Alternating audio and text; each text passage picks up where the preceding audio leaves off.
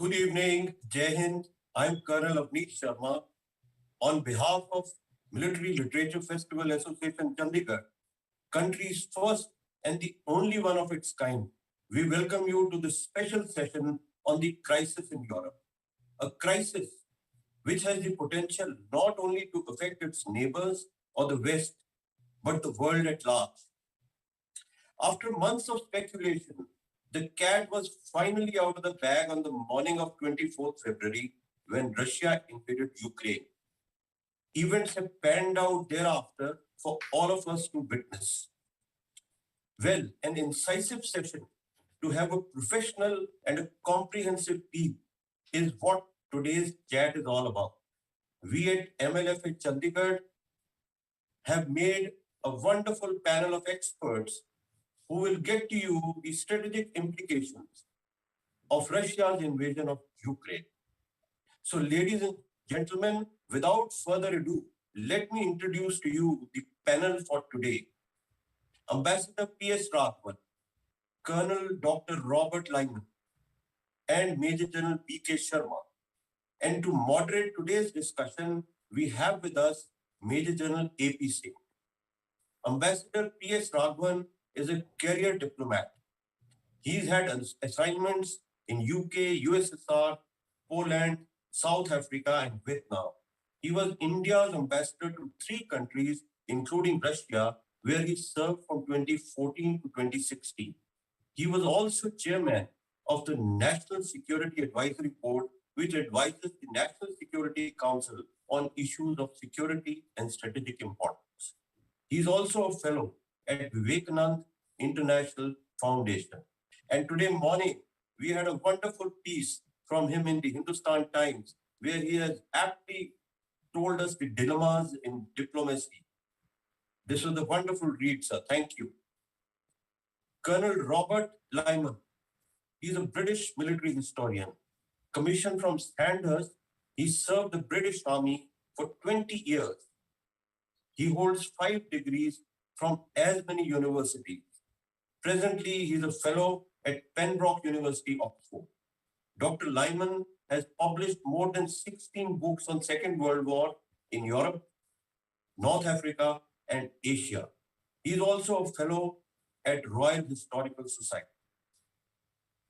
Major General B.K. Sharma has served the Indian Army for close to 4 decades. His glorious career comprises command of a division along the Chinese border. He was also a UN observer in Central America and a defense attaché in Central Asia. He has also served as a senior faculty in the National Defense College. He is presently the director of the USI, India's oldest think tank. Major General A.P. Singh is an Armored Corps officer with a well-balanced career profile.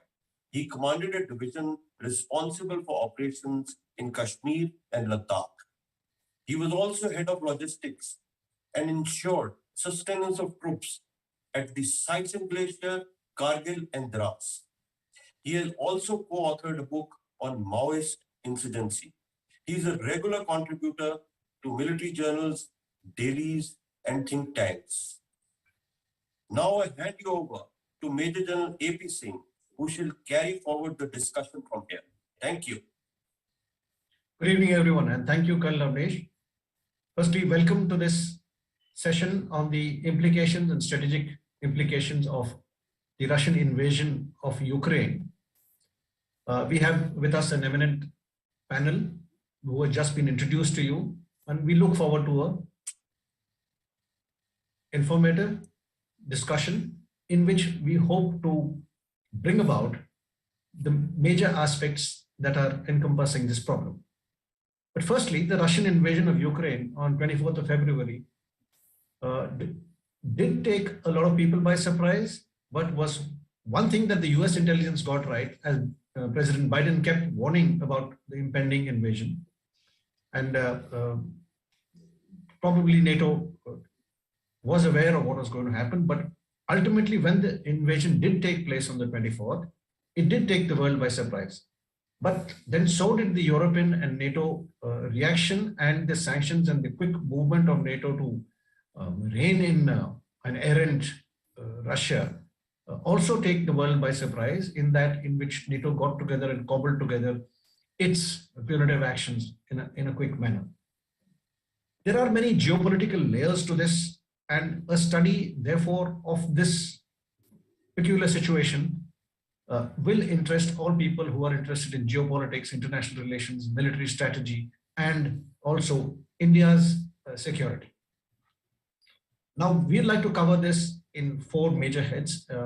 One on the military offensive, its aims, objectives, and probably what outcomes could one expect.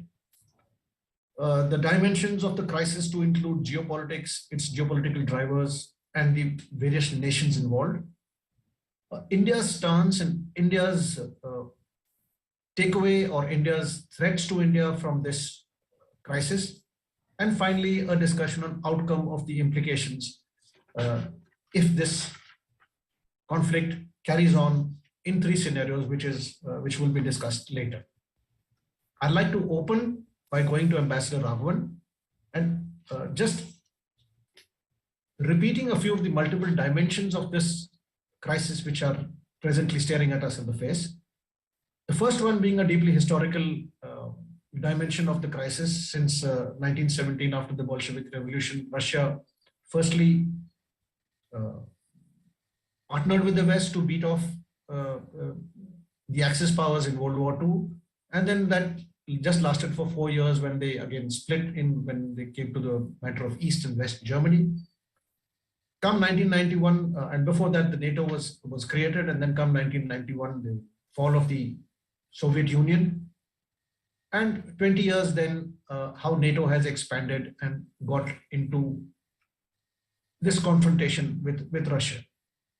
The second, obviously, is the security aspect, European security aspect, and the security threats that Russia feels to itself, which has aggravated the problem.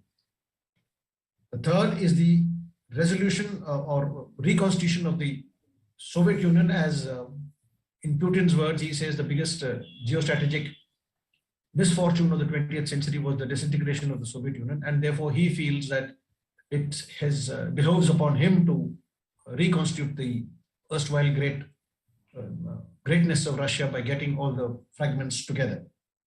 And last but not the least is Ukraine's own international relations within Europe, as also Ukraine's domestic problems and which exist within Europe, which have caused schisms. So I'd like to go to Ambassador Raghavan with the first aspect, and that is about NATO. Given that NATO had continued to expand post 1991, despite Russian opposition, and from 16 members is now at 30 probably, it is quite surprising that while on one hand the NATO countries did want a democratic Russia, but on the other hand, by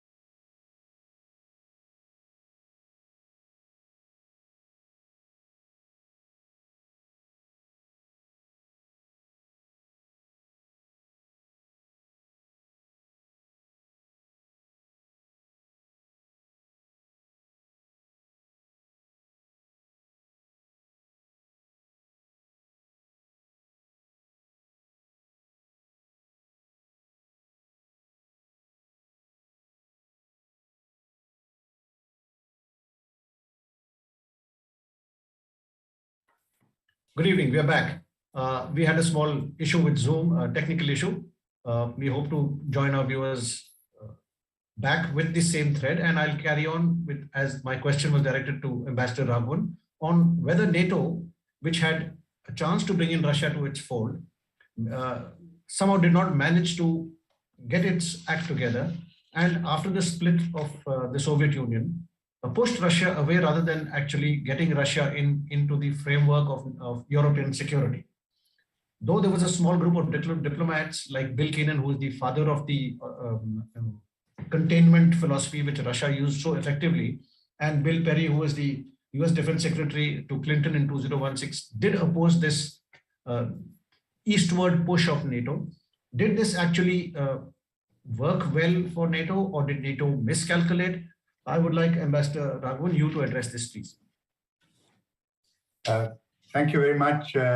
Thank you, General Singh. Thank you very much to the MLF for inviting me to join this very interesting session at a very interesting time as well. General Singh, to address your question in the briefest possible manner, what I would say is that the present situation is a result of a European security architecture not really having been built in a methodical fashion at the end of the Cold War. It sort of developed by itself as an outgrowth of the Cold War. And you know, you asked about why NATO kept Russia away. I think it's useful to remember that there were two driving factors for the expansion of NATO, not only one.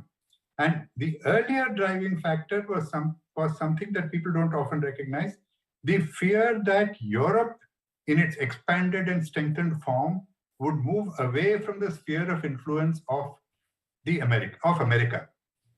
And therefore, it was, in fact, you know, when Europe declared a Lisbon agenda, you know, aiming to become the knowledge economy power of the world, and when Europe started talking about a common security and defense policy which would have autonomous action for security threats around the world, that's when alarm bells rang in Washington. They said that, look, Europe is getting out of our influence. And therefore, the first expansion of NATO, which we saw in 1999 and then in 2004, was primarily in response to this. Simultaneously, of course, Russia helped in the process by its actions in Chechnya and by various other actions, so you were able to talk about the Russian threat. And genuinely, of course, you know, countries in the Baltic republics, Latvia, Lithuania and Estonia, Romania, countries like that did genuinely feel an existential threat from a future existential threat from Russia. So you know, NATO's expansion was motivated by both these factors, and which is the reason why it became insensitive in a way to Russian sensitivities. Of course, the fact also is that Russia was weak, and in geopolitics, nobody sort of gives consideration for the weak when they're strong. So the problems come later. So I think that's basically it is that. And as you see also, as long as Yeltsin was there was no great opposition in the first stages of Putin. Putin in fact now recalls that he tried to ask George W. Bush, I think it was, that Russia could join NATO. I don't think that was serious, but anyway, it was only therefore in the latter half of the 21st century, of the first decade of the 21st century, that these grievances boiled over and it reached this stage. But you know, I would like to go fast forward to the current situation. If you look at what we should really be looking at, what happened between June of last year and now, when President Biden decided to sort of put behind him the Cold War-like animosity that followed the annexation of Crimea, and to say that, look, we need to sort out our problems with Russia so that we disengage from conflicts and issues in Europe and in Asia other than China, and focus on China as far as the external the agenda of the US is concerned. And that's where, you know, we had all these discussions. They talked about mutual security guarantees. They talked about placement of intermediate range missiles and short range missiles, etc., on both sides, on the NATO side and on the Russian side. That is where this Ukraine came in. You know, Russia could not really withstand the expansion of NATO, but where it could draw the red line at this stage was Ukraine and Georgia, and of course Moldova as well. But right now it is Ukraine that's in focus. And essentially what seems to have happened is that in the course of these discussions, at some point of time, Putin felt that the promise which the Americans, he thought, had given him about settlement of Ukraine was not going to be kept. And the rest is history, of course, 24th of February, when he decided to get it by other means. So I think, so you can talk about Russia's historical grievances about NATO. You can talk about NATO not being sensitive to Russia's sensitivity. But the point is that it sort of happened without planning for a security order. And that is why you have this mess today without a security order in Europe. And the fault lines are now visible by this. Thank you, Ambassador. I'd like to go to quickly on the military part of the operations as to how they've panned out. And just as we all know as to how it panned out from 24th of February, there were some background actions that took place before the 24th of February, and those were certain false flag incidents that were pushed upon the world, move of troops through Moldova and through Crimea. There was also the information warfare and the diplomatic blitz that was taken up by Russia to prepare grounds for the war.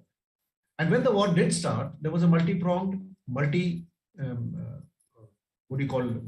front approach by Russia, and they targeted 8 major cities in Ukraine, preceded by a massive air and missile strike to basically take out the air defense weapon systems of Ukraine. And then finally, the ground forces moved in. They did make a few mistakes in the beginning of the campaign. And the campaign as it stands now is that the first major Ukrainian city of Kherson has fallen as of yesterday.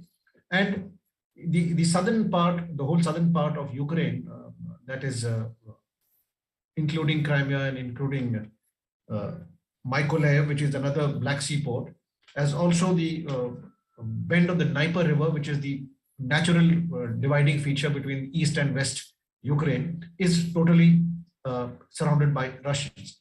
The Black Sea and Azov Sea ports are all now in Russian hands. And now, therefore, since the military campaign has panned out, I would like to request you, General Sharma, to please look at what were the threat perceptions that both NATO had and Russia had before the launch of this campaign, which led to the launch of this campaign. Could you please elaborate? Thank you. First, I would begin by saying that I think the two countries, particularly America and Russia, have not grown out of the Cold War mindset. That strategic brinkmanship and that zero-sum game kind of a mentality that persists. Now, there are heightened threat perceptions from both sides. On one side, maybe Americans think that with the growth of Russia, they would again sort of start gobbling the former Soviet Union states one by one. And therefore, they wanted to expand or maybe even cause another balkanization of Russia as the Russians perceive it. And therefore, they started inching forward, and in a very short span of time, you had 14 odd countries joining NATO, and then you had the series of these colored revolutions in Russia's neighborhood, a supply of weapons, having a very forward kind of an offensive deployment posture in Eastern Europe. And more importantly, Americans walking out of these treaty alliances, Eyes in the Sky Treaty, you had this INF Treaty. In 2002, they withdrew out of the Anti-Ballistic Missile Defense Treaty, and even they were sort of, dragging their feet on STAT and things like that. Now, this had really accentuated Russia's threat perception. And then in 2008, when George Bush made a statement that Georgia and Ukraine are the hot candidates for NATO, and very recently in 2020, Ukraine was made an enhanced opportunity NATO partner. That means it's already on the threshold of joining NATO. Now, all these things and this arms supply, these have actually or I would say to an extent, unnerved Russia. And they said, well, there is another balkanization in the offing. So this has led to Putin adopting a very forward military posture and upping the ante as we understand it. And you know what had happened in 2008 when George Bush made that statement, Russians went and they sort of intervened military in Abkhazia and South Ossetia. And this time over again, they said, well, it is again 2014, they went for this Donbass region, the two enclaves. And since then, it was in the offing that if there is a miscalculation and the both sides are not ready to sort of resolve their differences, situation could actually manifest in the manner in which it is exactly manifested, because there have been misperceptions and miscalculations and little bit of an overconfidence. Now, as you very rightly said that the politico-military objectives which Russians had laid out for themselves, at the heart of it is independence of these two enclaves of Donbass, that is Donetsk and Luhansk. Then they were also looking at the regime change, because the new president there, he was very vocal about joining NATO. I'm talking about the president Zelensky. He was very, very vocal. So therefore, they set these objectives for themselves. One was of the regime change. Second was recognition of Crimea so that they can establish that land bridge to the Russian territory. Then demilitarization of these Ukrainian armed forces and nudge Ukraine to have a neutral status vis-a-vis NATO. And it was also a signaling towards Moldova, Finland, Sweden to impose certain degree of caution on these and other countries not to hobnob with US and NATO. And also when Putin played the nuclear card, he put his forces on the operational high readiness. It was actually to deter NATO from a physical intervention. Now, how things have panned out on ground, you know that, well, we are seeing a new generation warfare. At the low end of the spectrum, you see the gray zone conflicts. At the high end, we are seeing the multi-domain warfare, which combines politics, economy, social aspects, technology, military, non-military, state, non-state actors, kinetic, non-kinetic means, and using linear and non-linear strategic frontiers. And Putin had started right from 2014 incrementally with his cyber attacks and other means of strategic coercion, like gas supply being a weapon, information ops, military training exercises in the Black Sea and things like that. And subsequently, when there was a threat from President Joe Biden about stringent economic sanction, I think that has hurt the ego or the pride of Putin. And probably he said that if he buckles out at this stage, he will be seen as a weakling. And he has amped this military ante, and that is why he's taken recourse to this. And we know, as we see that, well, this was a four-pronged kind of an offensive, which was based on a strategy of blitzkrieg, shock and awe, which started with, as you brought out, with preemptive air, drone and missile strikes on air bases and other critical infrastructure. But I must point out here, the center of gravity of military operations was Kyiv. And that was, and their other military objectives were along the line of what you call is the Dnipro River. They did not want to extend much beyond Dnipro River because the demographics do not favor them. So they, in the initial stages, they made these rapid advances towards Donbass and in the garb of protecting the Russian diaspora there. And they launched these amphibious operations from Crimea to capture the cities like Odessa. Kherson has already been captured. Now, what was the aim of this? Was to deny supply routes to through Black Sea to Ukraine. And Ukraine today has become a landlocked country because they've been able to completely control Black Sea and partially control towards this capture of Mariupol and all Sea of Azov, so that that land bridge they can make. Another thrust line which they made from the Kursk side was to lay a siege on the second most populated city, that is the Kharkov. and that is partially under siege, and then seized from the north through the area of Belarus, the area of Chernobyl. Coupled with this, they made a very bold attempt for an airhead operation in Gostomel Airport, which is in the close proximity of Kyiv, which did not progress the way they were. The aim was to line all these pincers and bring about a collapse of the National Command Authority. Coupled with that, seize some of these important nuclear facilities, which they have already done, and hoist a pro-Russian regime, and concurrently play the nuclear brinkmanship card to deter NATO from intervening. Now you want me to talk about how these operations have progressed and then finish it? Hello, I can't hear you. I'll come back to you. In fact, we must welcome Colonel Lyman back from across the seas. We did get disconnected due to a small crash in Zoom, but while you were away, Bob, we spoke to Ambassador Raghavan, and you must have just heard General Sharma speak on the military campaign.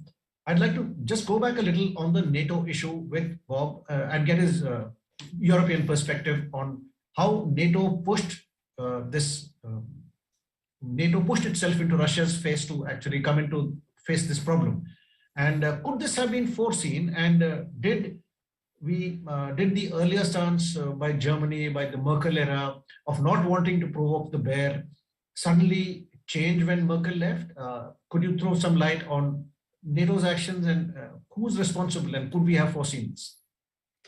What a fascinating series of questions, isn't it? What an amazing period of time we're living through when none of this really was foreseen at a strategic level. Of course, we had tactical intelligence, or even strategic intelligence from the United States warning of imminent Russian invasion in the last few weeks. But I'm talking about the last 20 years. Who would have imagined that the world would be in a situation where NATO, for the first time in a very long time, has a raison d'etre again in Europe? And of course, this has been the biggest problem for NATO in Europe itself.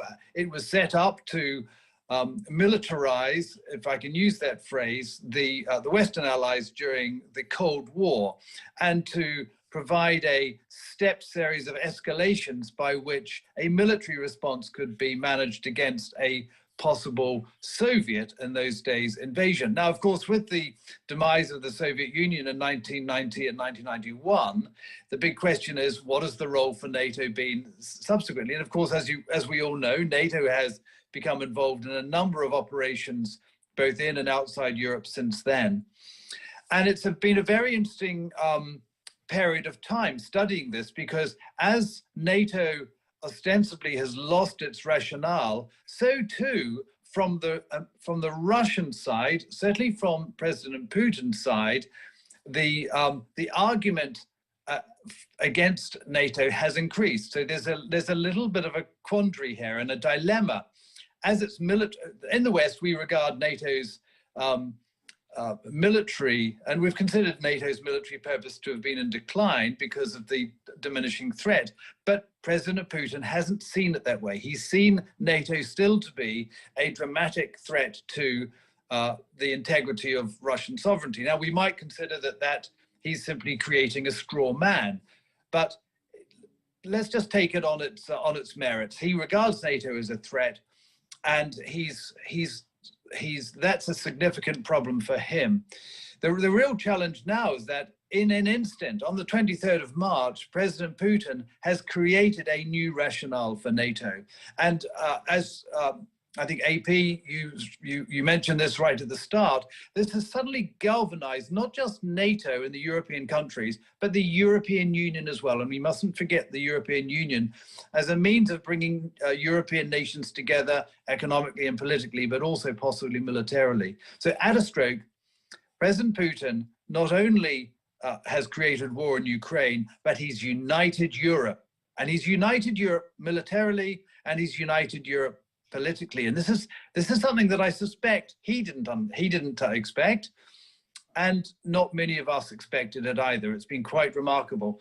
And the reasons for this are actually quite simple. Over the last 20 years, Europe has become much more united politically and socially and economically. the standard of living has increased dramatically in the post-Soviet states that are now looking westwards rather than looking eastwards. And even in the last 5 or 6 years in Ukraine, it's very obvious for outside observers to see that the Western the look west to be much more dramatic and much more attractive to most people than the look east. So this isn't part of the question you asked me, but it's quite clear, I think, to most observers in my area of work in the UK that President Putin has either miscalculated or he believes that his emotional imperative for a united Rus, bringing the birth of the Rus in Ukraine back into the Russian orbit, is worth the risk and is worth the new confrontation that he's gained with Europe. But let me just finish on this point. One of President Putin's primary beliefs is that NATO is weak and the West is weak and Europe is weak. And the very, very positive pro-Ukrainian reaction in Europe must have taken it by surprise. And I do not believe for one moment, I might be wrong, but I don't see it in what he's been saying in recent years, that he expected the significance of the response that he's received economically. This is a real challenge because as the Russian economy has improved, well, it's been stagnating for some time, but it is much better than it was 15 or 20 years ago, and it's certainly much better than it was under the USSR. Ordinary people across Russia are now going to suffer significant penalties for living in Russia. Their incomes are going to decline. Many companies are going to fail to be able to pay their employees in the next few months. They won't be able to import or export anything. The Soviet Union, Russia, again, becomes a pariah on the international stage.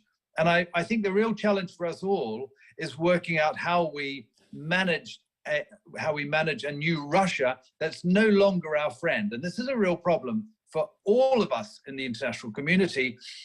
And I don't need to explain why.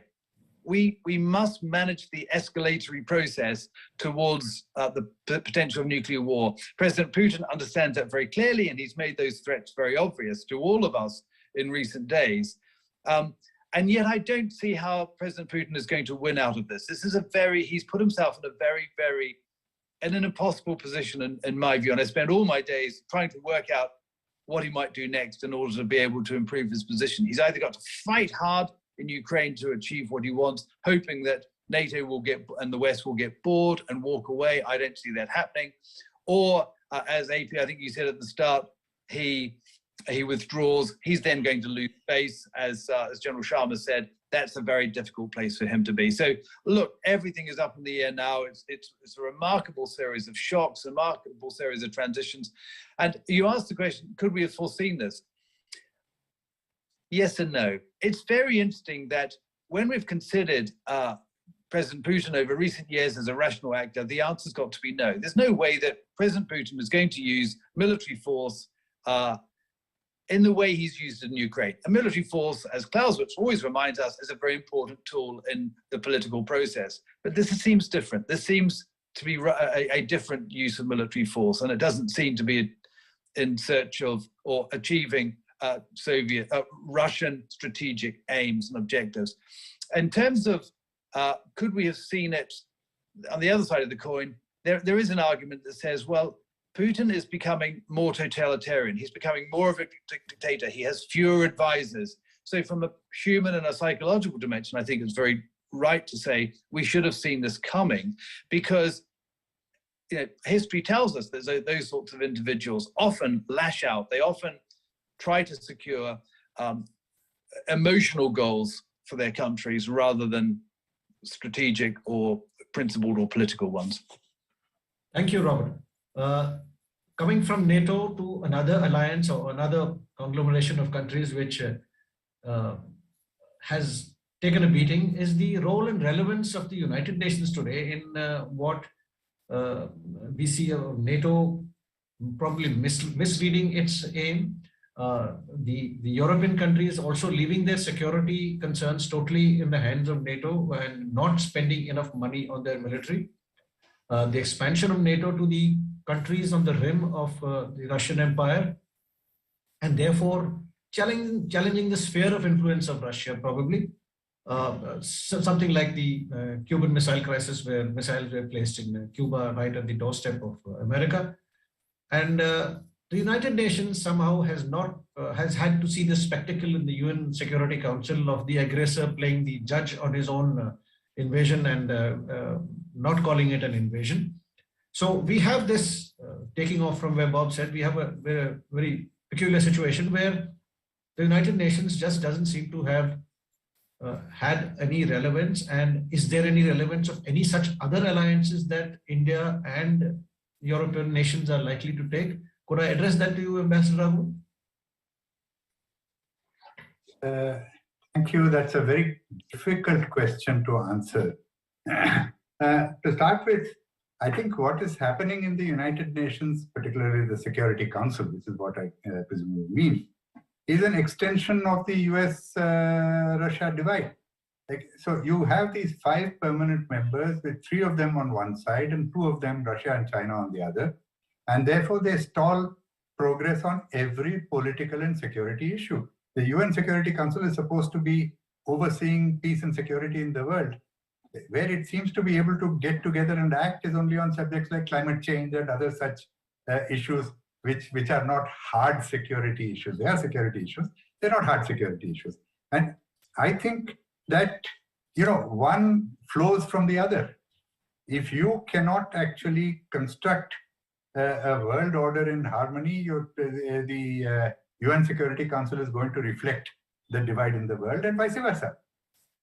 So I mean, of course, India's view on this subject. India believes that it is not representative. I think everyone theoretically agrees that it is not representative, but no one, particularly the P5, is willing to actually make it more democratic and make it more reflective of the world today. So unless that happens, you're going to have, and of course, in today's world, it's not only the United Nations, but a number of other multilateral organizations are also falling by the wayside. Also partly because of the divide, which is Russia, China, and US, France, and Britain, but also partly because the same forces that drove globalization in the past era are today finding that globalization does not suit them.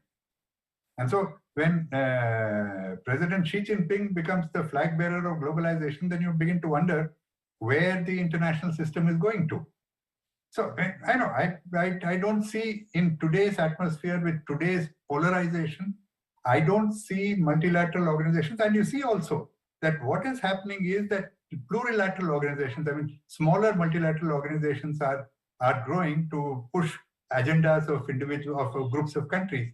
I don't think that's going to lead to anything good. That's only going to exacerbate the polarization that is there in the world. So when you say rules-based order versus international law, Russia says the rules-based order is a method by which some developed countries are trying to push their own rules. True or false, it doesn't matter. It's a perception that matters. So eventually, you have the international order in a shambles, actually. And multilateralism is more evident in its absence. Thank you, Ambassador. That's a difficult question, answered very in a very probably a manner in which you could just put your fingers on many stress points which are happening in the international relations spectrum today. Going from here, I'd like to request General Sharma to talk of the military campaign and as to what were its aims and objectives. What do you think was Putin's aims and objectives? Because that is the one that is catching the optics, the maximum television screens today, is the military campaign that is panning out in front of us, in front of the world through via our television screen and via reporting. And what was the campaign strategy, do you think, that he has? And what are the military objectives and political military objectives that Putin has set for himself? I think I did talk about this in my opening salvo, but just to summarize this, a basic thing was to bring about a regime change there through military means. That means you demobilize, disarm Ukrainian army and foist your regime of your own choice.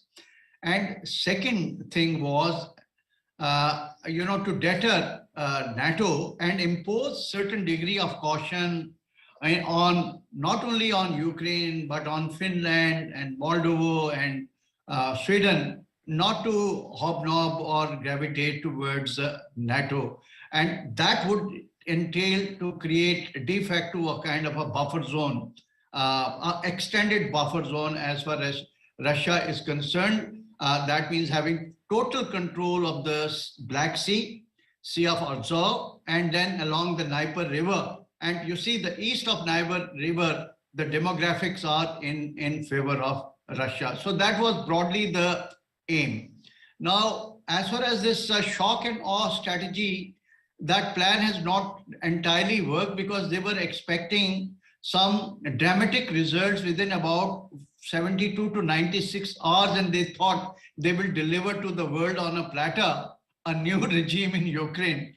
But there has been a resistance because when you start fighting in the urban areas and you have a hostile population and there is an anger, then that resistance is growing, and that has impeded the progress of operations of Russian. Now they have gone for plan B, and what is being done? They are now using heavy artillery bombardment. They are laying the siege of this communication center, cutting the water, electricity, supplies, de facto bringing about the subjugation of the civil population and using the brute force. In the meanwhile, I think except this Kharkiv partial success and then this Kherson in the area of south, other areas they've been able to contain, that they've not been able to capture. But as I said, the center of gravity is the fall of Kyiv, and they are working towards that. And I think that would be their ultimate objective. And whatever the way the talks have, developed, I think they have not reached a meeting point, because Russians are not in agreement of ceasefire unless there is the disarming of the Ukrainian army. So that is where it is. And I think it's taken a far more sinister and ugly turn than what it was expected. And that is in terms of, destruction of critical infrastructure, the civilian casualties, and more than 1 million migrations out of Ukraine to the neighboring countries. That is where we are. So situation remains very, very precarious and very, very grim. Thank you, sir. General Sharma just brought out the change in tactics that had taken place, that has been effective in the Russian onslaught since the 1st of March. I think in the first 4 to 6 days, they did try the isolation of big cities and did not target the population too much. But as the Ukrainians called upon their civilians to take up arms and started a civil resistance to the Russian invasion, they have stepped up. And I think a certain amount of armchair generals of the Russian army did make that first initial mistake in the first 5-6 days, who've now been, as reports tell us, been replaced by more seasoned on-the-ground commanders who have taken over operations starting 1st of March. So drones are more in the air. There are now armored columns which are accompanied with infantry so that they do not get ambushed.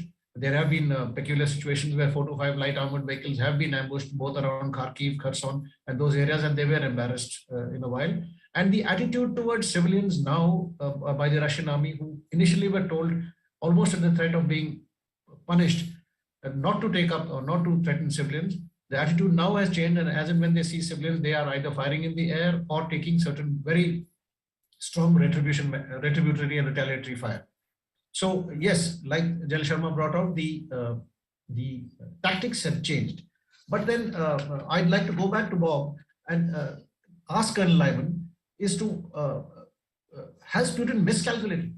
Do you think this as General McMaster puts it, this escalation dominance theory, or the escalation dominance propensity by Putin to use such a theory or such a system of getting his way through, has this led to a miscalculation by Putin?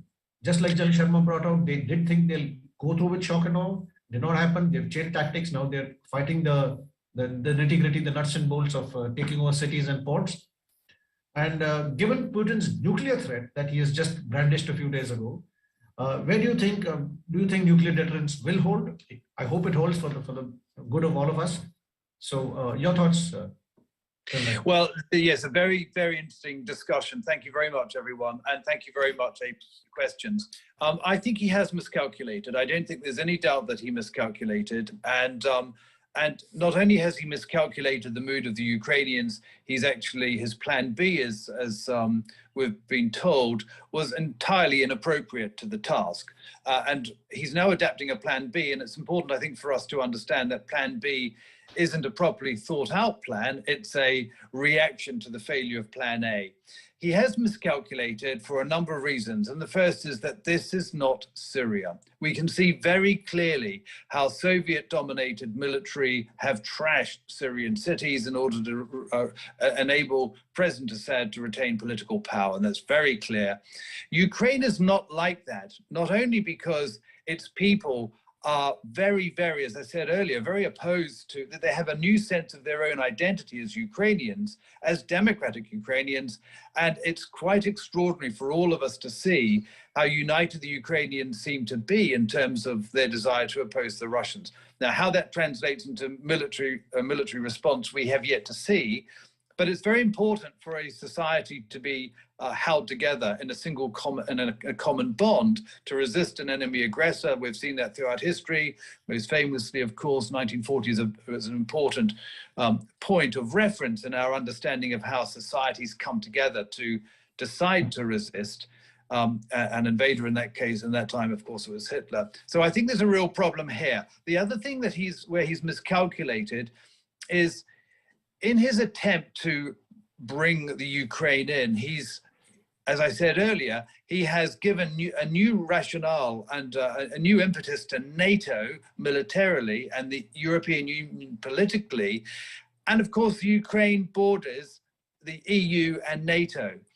And if Putin, I cannot see militarily Putin retaining an easy hold on Ukraine, because his borders are porous, and all the support necessary for a Ukrainian resistance can easily find its way through those borders from Romania, Hungary, Poland, and so on into Ukraine. So I think it's a serious mistake. I think he had persuaded himself, as dictators sometimes do, that the reality what he set out to do would be different to what he's found. Now, you asked the important point about the escalation process. We need to remind ourselves, of course, that for much of NATO's existence, NATO and the Soviet Union had tactical nuclear weapons. So the escalation process isn't straight from conventional war to limited conventional war to a nuclear exchange between the superpowers. Interposed between the two is this concept of a tactical nuclear engagement, where the military objectives remain operational, but the use of tactical weapons is countenanced. In my day, the Royal Artillery had nuclear shells, artillery shells, and we had nuclear Lance missiles. They've now gone the way of all flesh under the SALT agreements, but they still exist. I don't want to see this. I do not want to see nuclear escalation. And as I said earlier, the fundamental political imperative of NATO and the European Union now is to manage Putin's perceptions of the threat from NATO so that escalation to an exchange that we don't want to see happens.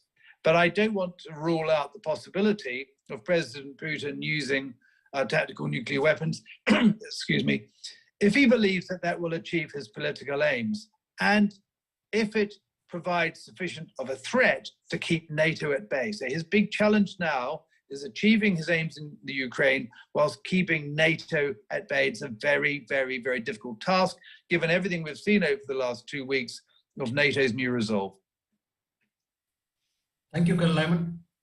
With that, we've covered 2 or 3 major parts of the discussion. One is the NATO and the European security angle. Second is the miscalculation or the military strategy adopted by Russia and Putin. And third, the probable miscalculation or the aims and objectives that Putin hopes to achieve. But coming back to the United Nations, it is now time to talk of India's stand on this issue. And I'd like to go to Ambassador Rangon to ask him, how long can India keep this Russia first stance, and how long can we abstain, or is abstaining as it is up to now the best thing for upholding our national interest? Because in the cold calculation, ultimately that matters. And seeing how Russia and China had this no limits friendship, which they declared on February 4th at the Winter Olympics, and seeing that the Ukraine crisis in Russia will make Russia more dependent on China now, because all other sanctions are pushing it towards more towards China. There's no outlet for their energy pipelines, and there is no place to conduct economic transactions. So everything would move toward China. And then if India is looking to Russia by abstaining as a strategic partner, then will a strategic partner who's indebted to Russia be in our best interest? So some total being, what is your analysis of what should have been India's stance? Is this stance correct? And how are we to go from here? Thank you, General. Let me first start off by saying that India's policy is not Russia first, it is India first. Yes. And what we have done is in defense of India's interests. Now, okay, why did we take the stand that we have taken? Firstly, you know, the point that our PR made in the UN and our Indian delegation made at the UNGA, etc., when they voted was that, look, this is a case where diplomacy went up to a stage and eventually diplomacy was suddenly overthrown and overtaken by war. Yes, okay, it's a misjudgment of President Putin. I do not personally I have any two views about the fact that it is a violation of international law. There's no doubt about that. And violation of territorial integrity of Ukraine, etc., etc., etc.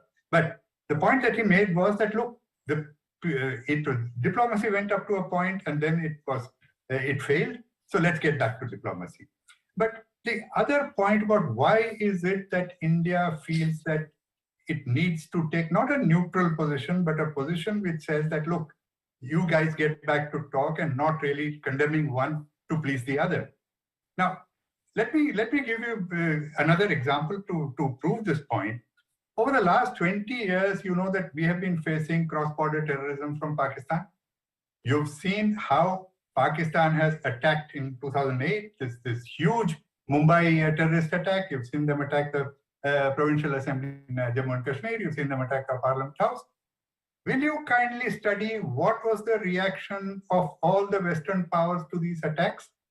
It was calling upon two sides to exercise restraint, calling upon the two sides not to go to war with each other.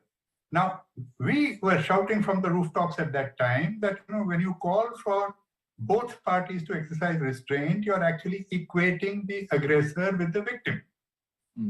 What does the US ambassador at the UN say? That today, you know, those who call for restraint are equating the aggressor with the victim.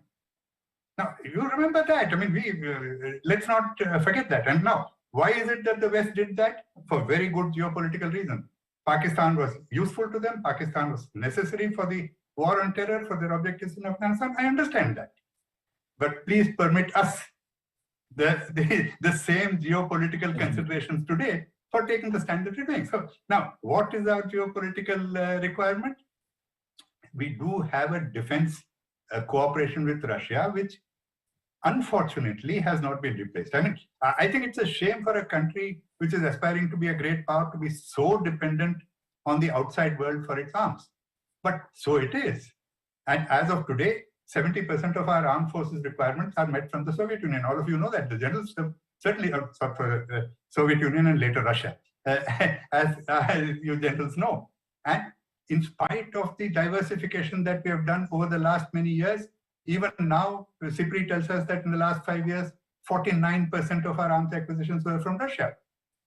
And you have systems like the S-400 air defense system, for which NATO does not have a substitute. So you are in a situation where if you want to avoid your own military vulnerability against your adversaries which are here, you need to make sure that you keep that lines of communication and lines of supply open. And that's a very important geopolitical reason. And the other reason is, again, geography. You know, it is the same geography that compels Russia, or Russia feels compels it to attack Ukraine.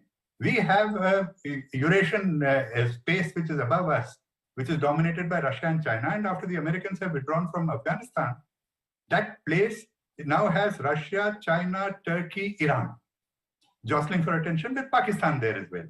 And if you look at a map, that area of Central Asia is slightly more than a stone's throw away from Kashmir.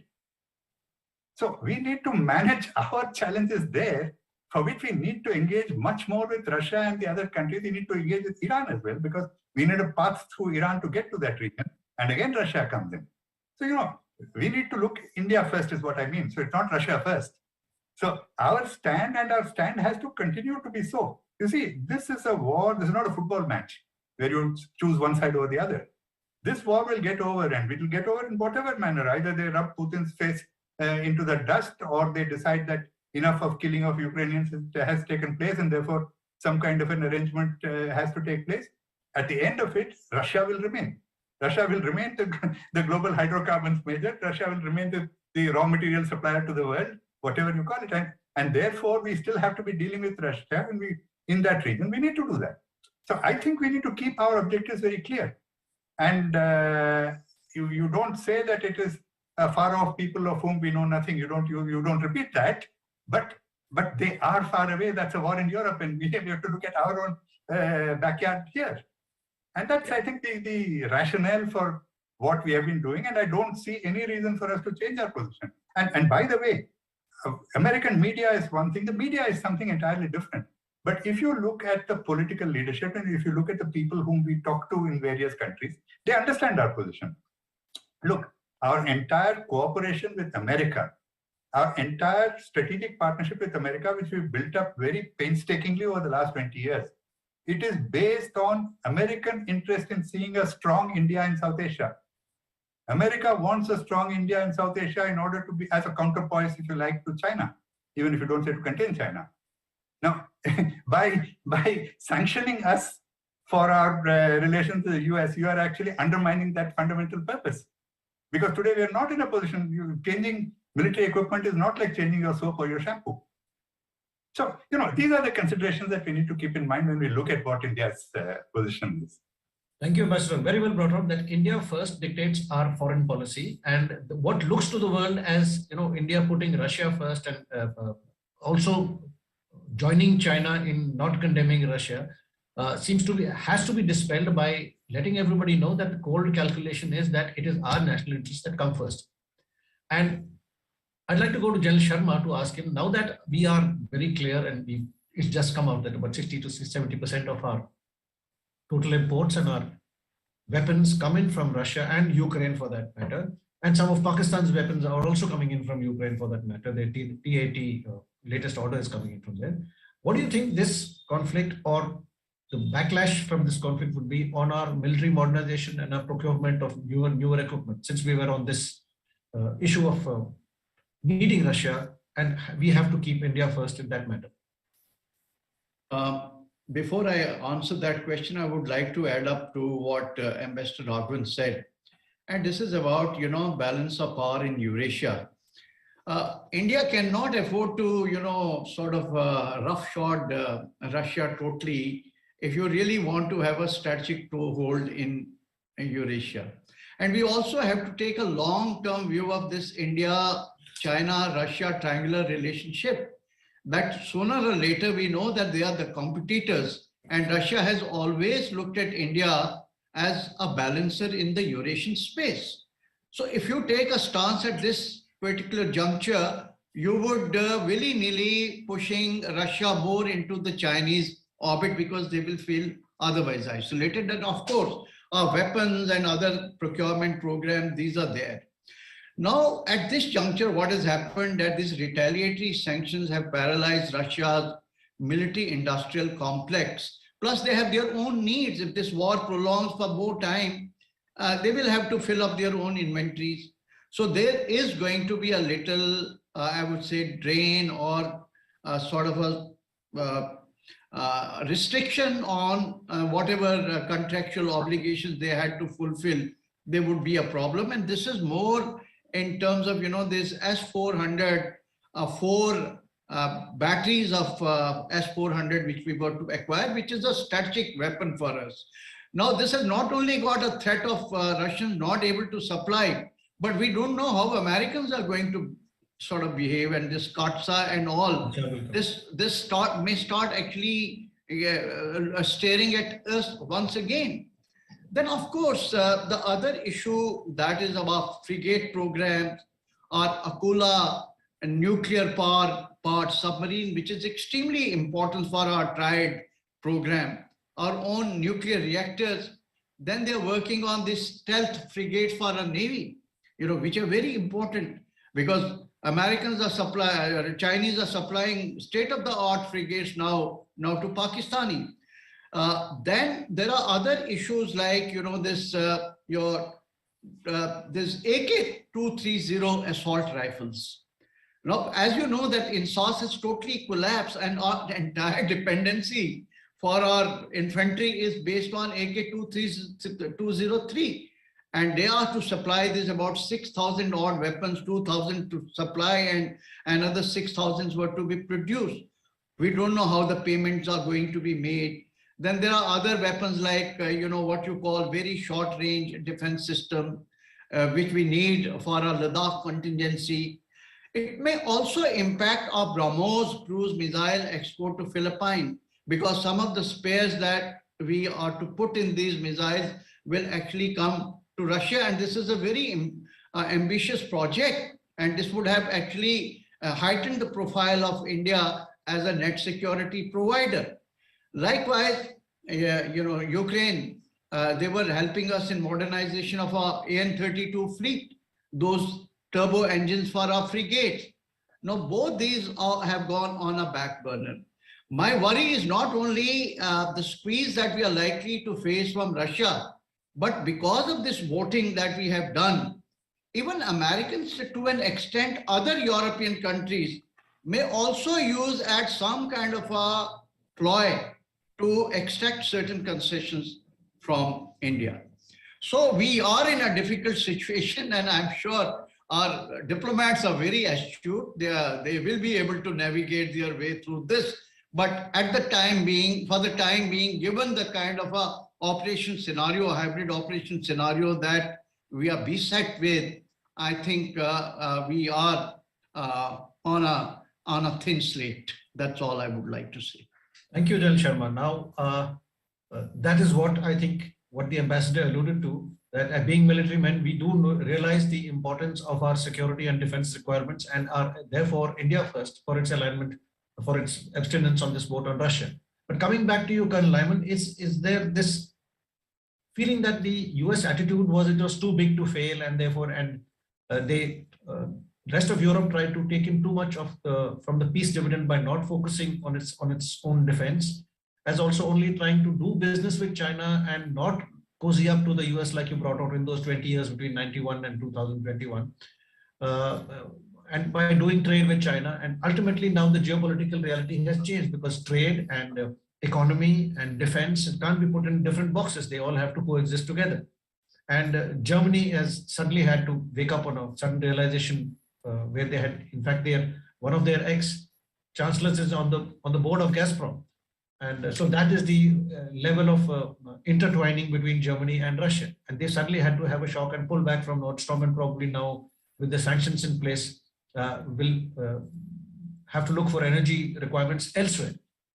France, on the other hand, has had a balanced and a little security first, and then security, geopolitical, and then economy approach, which makes them now probably likely to be the leader, because they are producing their own weapons. They're not dependent on anybody so much for gas, because they're mostly nuclear in their energy requirements. So what is the new equation for the countries in Europe, and Germany, France, the United Kingdom? How are they going to recalibrate, realign their relations with probably China, as also realign themselves to deal with this new sanctions and shortages situation? Well, if I had the answer to all those questions, I probably would be a very wealthy man.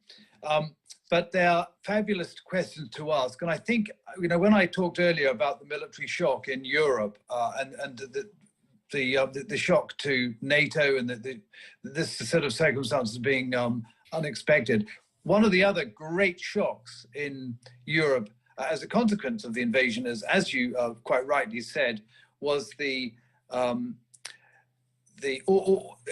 complete change in German foreign policy. And this is really important because the Nein Danke, the no thank you to nuclear weapons, no thank you to nuclear energy, the very cautious approach to the spending of money on military expenditure, which we all understand, has now completely been discarded. And it's quite dramatic because the political arrangement in Germany is such that the Greens hold the share power in parliament. And so this real change is not something that any of us expected. And it's again a consequence of the dramatic attack on Ukraine and the almost moral outrage that has accompanied it in Germany in particular. Now it's important to see I take a very Anglo-Saxon view, Anglo-American view, in fact, of the NATO dilemma over many years, which is the disparity in expenditure on hardware and weapons and so on, that was quite evidently balanced towards America. America spent a lot more of its GDP on defense systems for the support of NATO and protection of Europe than did most of the member countries, except for the United Kingdom. But there was always a reason for that. And the reason for that, of course, was the political disparity in NATO and each country's different heritage. And although that's understandable, I think what is really remarkable now is seeing this change in Germany, where the Germans are not just committing to increasing their expenditure on military weapons to 2% of GDP and more, it's actually talking about sustaining nuclear energy for the long term. Now that's a really remarkable change. And all my friends and colleagues who work in Germany and who are closely aligned to German politics are almost reeling with the shock of the political unbalancing that's taken place over the last couple of weeks. And I think we need to track this with the great changes to NATO. I think the immediate outcome is that Germany is going to take much more responsibility for its defense and its contribution to NATO. NATO is going to be much more united as an organization, and America will be less worried about the old disparities. The big challenge, of course, of NATO is because NATO at an operation on a strategic level shares its military capability. So one country doesn't have to have the burden of owning or funding all of military capabilities. You can see it in terms of air defense, for instance. Each of the countries in Europe contributes different layers and levels of technology and capability to air defense, and it's fully integrated. It's really quite a sophisticated a multilateral military organization. It is unique in history, and it's still working very effectively. The problem is that you then got to decide, what Germany is going to spend its money on. Well, we can give them some hints. It's much more sophisticated, integrated ground forces that are able to prevent any offensive attack into NATO territory. But there's lots of change, and it's really quite interesting to see what Putin, I think President Putin regarded as something that was for Russia only, has had an enormous effect. And look, we mentioned very briefly, General Sharma mentioned Finland and Sweden. Dramatic. That is really dramatic. We still have this idea that Finland is neutral. Finland keeps on telling us they're not neutral, and of course they're not neutral. They are, like India, they are a sovereign state willing and able to identify their own national interests and to express it as they feel, as they want. How is Finland expressing its national interests at the moment? Very strongly towards NATO, and that's remarkable. And it's also remarkable that Sweden is doing the same thing. So these are all unintended consequences, of course, for Putin's invasion, but they're very, very seismic in their implications for the current construct in Europe, but also the future. And Ambassador Aghavan quite correctly said, this war will one day be over. There will always be a Russia. We need to work out how we reset our military balances and our political balances to ensure this sort of stuff doesn't happen again. Because I think if one thing is, if we're honest with ourselves, over the last 20 years, we haven't been in Europe, Russian and NATO and Europeans, properly honest about the risks of war, and we haven't done enough to prevent them happening. And that's my strong view. It's a view, it's opinion, but I think the evidence is pretty clear that just because we thought the Cold War was over, we walked away from the requirement to have bilateral, multilateral negotiations on arms control continuing in particular, and on security cooperation in Europe. And those things were almost seen by politicians to be part of history. They're not. They're part of our current reality, as we've all been reminded. Thank you, Colonel Lyman. You were right of the tectonic shifts that are taking place, especially in Europe, but they are also affecting the rest of the world. And I'd like to go back to Ambassador Raghavan now to talk of the cricketer in the room. The cricketer who found himself in Moscow on the morning Moscow decided to go into Ukraine. I'm talking of Prime Minister Imran Khan of Pakistan. And it doesn't seem to be just by chance that he was there. It seems to be, and some reports tend to point this out, that this visit was facilitated by China, by the great iron brother of Pakistan, for Russia, for Pakistan, Islamabad, Moscow ties to cozy up. And Moscow does need Pakistan to cozy up with the Taliban, because Moscow and China both, reports tell us, are looking to fill the vacuum that has been made by the US evacuation from Afghanistan. And therefore, to deal with the Taliban, probably they would like to go through Pakistan. But then this Russia, Pakistan, China axis is a matter of concern for us.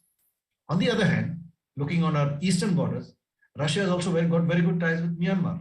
They've in fact had many interactions with the Tatmadaw, which is the military junta which is ruling Myanmar.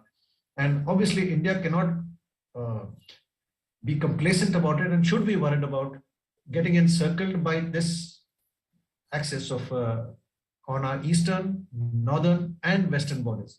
So we do have a problem that needs to be handled, not only militarily, but also, like you said, diplomatically and in the various other trade and economic spheres.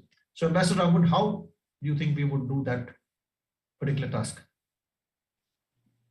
Thank you. To deal with the cricketer first, I think the way to remember that cricketer is as one of the greatest all-rounders who has played the game. And leave it at that. That is what he was good at. And he has now followed the Peters principle of rising to his level of incompetence. So let's leave him aside. And let's not look at a Russia, China, Pakistan axis. We should focus on a Russia-China axis. Anything else that happens is a fallout of that which we need to manage. Now, as far as Pakistan goes, let's look, till quite recently, the Americans were as much dependent on Pakistan for dealing with the Taliban as you say the Russians are today. And the Americans are still talking to Pakistan quite closely to see how they can manage the Taliban. So, everybody is talking to Pakistan. Pakistan has certain importance in that particular area. And that will continue. But I think we need to be more worried about Russia, China. And as I mentioned, and I think it was also, I think Sharma mentioned it also, we need to, in order to be able to deal with Russia, China, we need to be present in the Central Asian region. We need to be present in this Eurasian region.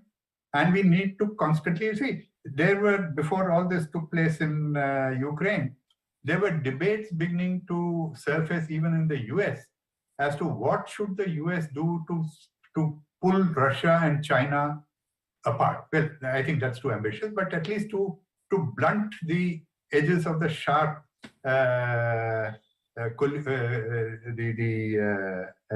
alliance or semi-alliance between Russia and China. And I think India's objective in various ways, to the best of our ability, should be to see what we can do to manage the Russia-China relationship and to make sure that, to the extent possible, it does not act against our interests. But, you know, there is a further problem which you see east of us arising out of all this. And it depends really, and even to answer General Sharma's question about whether the Russians will be able to provide us equipment or not, a lot depends on the way in which the present conflict is resolved. If the present conflict is resolved in a manner, is resolved unsatisfactorily, let us say as a stalemate, with America remaining engaged with NATO, and engaged with Europe. And NATO, let's face it, NATO is really Europe. You know, 28 countries of NATO is Europe. So if America remains engaged in Europe and dilutes somewhat its focus on the Indo-Pacific, that creates problems for us. Also, once again, depends on what kind of a settlement is reached. Now, you know, what is happening really, this is a Russia-NATO problem, but it is NATO fighting Russia to the last Ukrainian. I'm sorry for having to say so, but that's what is happening really. And at some point of time, someone has to stop this bloodshed. Now, whether it is going to be stopped after you rub Putin's nose in the ground, that's one of the objectives, I'm sure, or whether you stop it at some stage and sort of give Russia a face-saving way out. How the future will pan out will depend on that. I'm not saying I know how it will work out, but depending on that, you are also strengthening China's hands with Russia. And the more you strengthen China's hands with Russia, the more problems are created for us. The more problems are created for the US in the Indo-Pacific. The more we will find that the US is not as focused on the Indo-Pacific as we would like them to be. So a whole range of those issues, I think, stare us in the face. And the outcome of this particular conflict will have an impact on what happens there. And that's what we need to be worried about. And that's what we need to see how we can handle. Because if American activism in the Indo-Pacific flags a bit, we need to make certain tactical adjustments to our neighborhood policy, at least until such time as we can manage. So, you know, we need to look at a number of these things, which I think are very important for us. So it opens up a number of problems for us. So in that respect, it is very important for us to see how that conflict is resolved and whether it produced, as I wrote in my op-ed this morning, as it produces only a band-aid or whether it works towards a settlement which is which leads to a security equilibrium in that region. Thank you, Ambassador. You're right when you said that the Indo-Pacific will get deprioritized, and that's going to be a major concern for us. And therefore, both militarily and diplomatically, we like you said, have to tactically and operationally manage our environment or immediate environment thereon. Coming back to you, General Sharma, is this therefore this campaign? What are the lessons that is brought on for India, and what are the implications of a collusive new generation threat that could impose itself on India in the light of what we just spoken of? The first thing I'll just, in fact, reinforce the argument of Ambassador Raghavan that is NATO fighting Russia to the last Ukrainian. You know, so the lesson that has emerged that when the chips are down, you're all in it by yourself and you have to fend for yourself. And therefore, Russia, while to a certain extent, we may be able to have this external balancing in terms of, you know, our Quad and such like other multilateral organizations or platforms you're looking at.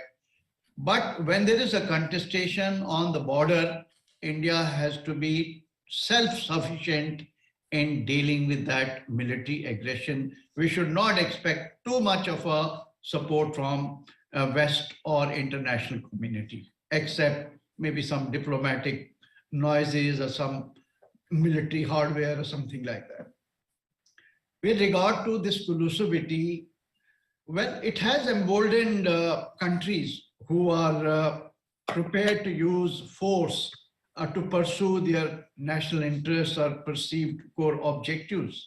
And to talk about that, well, the days of state-to-state conflict or kinetic warfare are gone. I think we should not rely on that kind of an argument. We are seeing a full-blown thing, and we have contested borders with China and Pakistan. So the possibility of a kinetic conflict in our context is very much alive.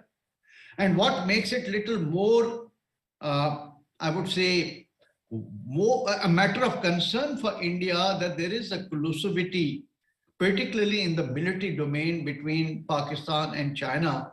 And China today has become a de facto third party in J&K dispute.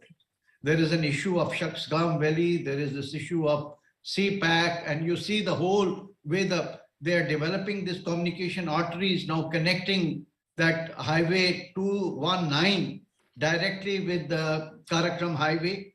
There is a study carried out by Pakistan to connect Karakoram highway with Afghanistan, extension of CPAC from Kabul to Peshawar, something across Wakhan corridor. If all these communication arteries, they come up in this area, the whole strategic landscape of this is going to be, is bound to alter, which would be inimical to India's interests. There is also a very profound, I would say, a coalition, the military and political objectives of China and Pakistan coalesce in Ladakh sector. I don't have to talk much about it.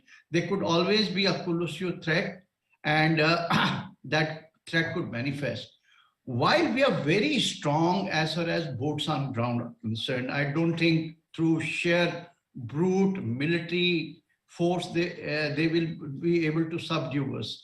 But there are part asymmetries in the domain of disruptive technology. And I would say in the low end of the deterrence, Pakistan still plays a cross-terrorism, cross-border terrorism card. It has certain psychological influence on the population in Kashmir. And at the higher end, now the rocket forces of China, which has a number of short-range ballistic missiles, and the strategic support force, which comprises, outer space, information space, electronic warfare, psychological warfare, cyberspace. We do not have a very holistic and a very robust sort of a parallel structure like that.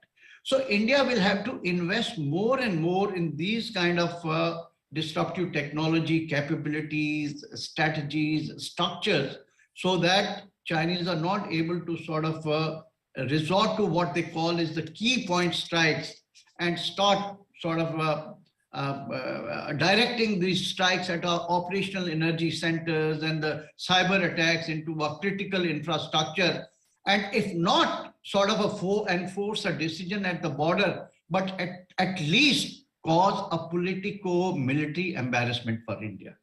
Now, this is what we should be worried about, and our entire force structuring, force development has to be geared in this particular direction. Very well brought out, General Sharma, on the security infrastructure, both, and it does not mean only military, but security, national security infrastructure that needs to be developed with disruptive technology. As we're coming towards the end of the session, I'd like to just pose one more question towards Robert, because he's the one facing Europe. And is now a new European security order possible? And how will that be done? Will it mean accommodating Russia? Will it mean having a neutral state of Ukraine in between?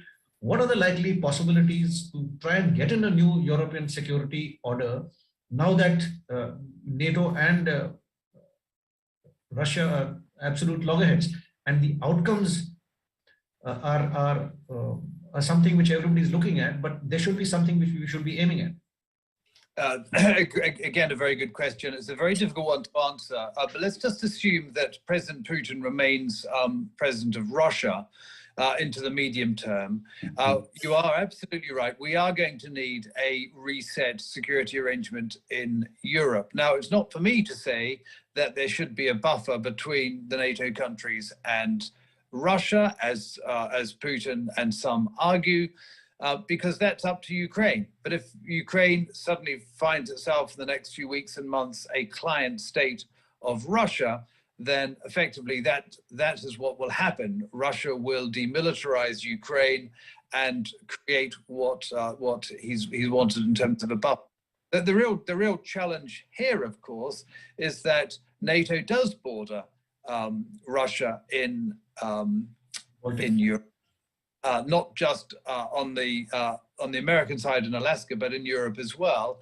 And that whole idea of a buffer then doesn't hold up. It doesn't really make any logical sense to have a buffer with just Ukraine, which again points to the reality, I think, that President Putin's rationale for invading Ukraine has not been security related, it's been ideologically related. And I think that's something that we mustn't lose sight of in all our conversations about the security framework and the new political arrangements arising around the world as a consequence of this. I mean, there is something very at heart, very ideological, very religious even, that's driven the invasion. And often commentators like us in the military and political spheres sometimes forget it. But to answer your question, there will need to be, if President Putin remains in charge of Russia, a new security ambit. What are the things that are going to remain the same?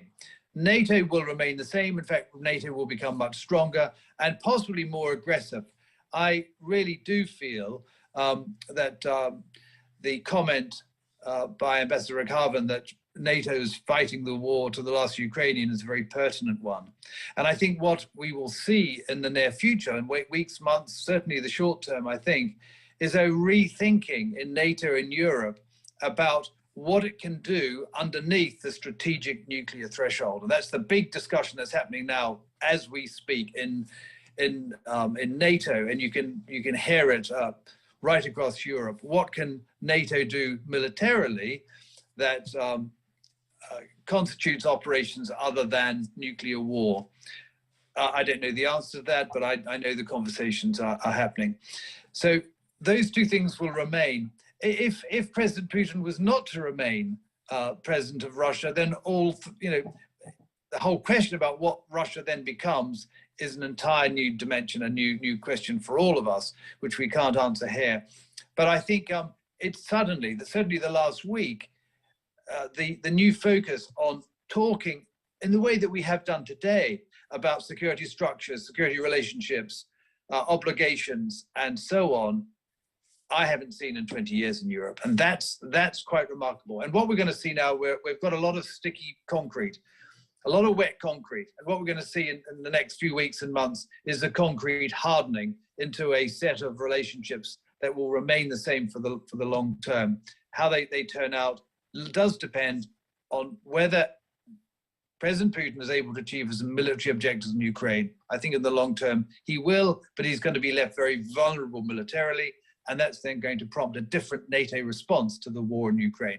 If, for instance, I'll end on this point, if, for instance, we have a situation in Ukraine where Ukraine is dominated by Russia, and yet there is a strong resistance continuing, NATO's then got the question, do we continue to feed the resistance, or do we go for a new peaceful status quo that we don't particularly like, but we have to live with to prevent further the continuance of bloodshed and disorder in Europe? Thank you, Colonel Lyman. That is a great roundup of what we should expect going forward. And in conclusion, just before I ask for the final comments from Ambassador Raghavan, I'd like to just touch upon the topics that we've gone through. We've talked about the relevance of NATO. We've also talked about the military strategy and the military objectives that Putin and Russia tried to achieve there. We also talked of India's stance and of abstaining and of keeping India's own security, India first policy and the actions that we do being dictated by that. We've also tried to talk about Putin's miscalculation and what Russia tried in its military campaign and where it has reached so far, and what we have to look forward to now that the European security equations will bring out on their own. And just before I conclude, I'd like to, to round off the discussion, ask Ambassador Raghavan for his concluding comments on the situation here, and what do we have to, what he'd like to leave a message here for a further discussion. Thank you very much. Very briefly, the point I think that has come out in this entire discussion about the objectives, Russian objectives, NATO objectives, and so on. You've reached a situation now where both sides are sitting on tigers. Russia, with its military operations leading perhaps not in the direction it wanted to. The West also, by the fact that they cannot intervene in Ukraine militarily, and by the fact that they've imposed these draconian sanctions, which are also going to begin to hurt Western societies as well. And the fact that it hurts Russia more is not necessarily a consolation for the people in the country whom you have to go to get your vote. Putin doesn't have to go and get a vote in Russia. So at some point of time, both sides have to see how they can dismount this tiger. And the manner in which they choose to do so will determine, Colonel Lyman very rightly said these various alternatives, that whether you settle for a less than happy solution from the West point of view and create some kind of a modus vivendi, or whether you think you can actually let this war of attrition continue, in which case, there is damage on both sides. So I think right now the question is, how do either side evaluate the best way of dismounting the tigers they're sitting on? That's what I would say the situation is. And from our perspective, of course, the sooner they do it, the better, because we do not want the dilemma of having our strategic partners fighting with each other. Thank you so much, Ambassador Raghavan. With that, I think we'll bring a close in onto today's proceedings, and it's left for me to thank our panelists, Ambassador Raghavan, for your very astute views on international relations, India's interests, and diplomacy, how it has to be played out. Jal Sharma, on your military perspective, lessons for India, military lessons for India, as also the effects and the implications that the present conflict has for our military modernization and capacity building. And thank you so much, Colonel Lyman, for your eye in the sky in Europe, that you've given us a total overview of what Europe is looking at. You also told us as to what Putin's folly or Putin's miscalculation could result in, and will it actually work out to a European security order? Does it secure Russia for itself? You brought so many things to light. And I must thank my panelists for a very, very informed discussion and for a great exchange of views.